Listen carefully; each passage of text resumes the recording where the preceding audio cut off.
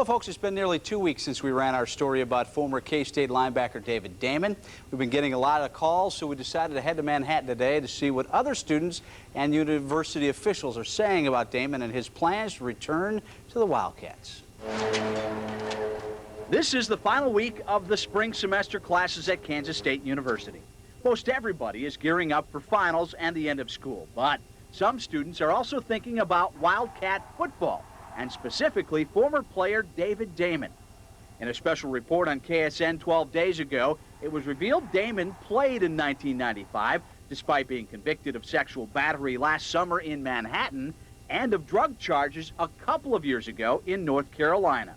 I was really surprised. I thought K-State was a better school than that. In my opinion, there's no reason to bring him back at all, you know, when we know his history. I'm not ready to make a decision at all, really. It's not my place to. I think Coach Snyder's got it well in hand. So was the guy in Nebraska, but he still played, so. So you think that's all right? Not really, but they're still going to do it. Although some students are talking about Damon and whether he should have played and should be allowed to rejoin the club in the future, the administration indicates it has not heard much on the subject. So anytime a case is raised, such as this particular one, I'm sure there's a lot of informal discussions, but in terms of approaching university administrators or faculty or their student leadership, I've not heard anything to date. While no formal dialogue is going on, according to Bosco, the campus newspaper has been running many letters to the editor about Damon. We've gotten a lot of letters back saying that some of them for David Damon, for the fact that he should be given a second chance, but the overwhelming majority has been against the program and against sports in general, babying athletes. I wrote this in my letter, you know, I used to bleed purple, but I'm done. I mean, I'll still support K-State, but I'm at my wit's end with football.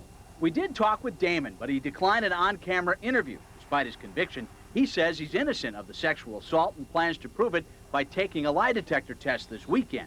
Through the K-State Sports Information Office, Coach Snyder also said no to our interview request at this time.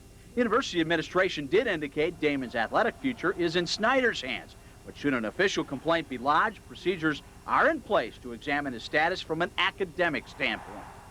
Well, reportedly, Damon did violate one of his terms of his probation today. He showed up at a K-State class where Amy Scholes, his alleged sexual battery victim, was in attendance, and we'll be following that one up tomorrow.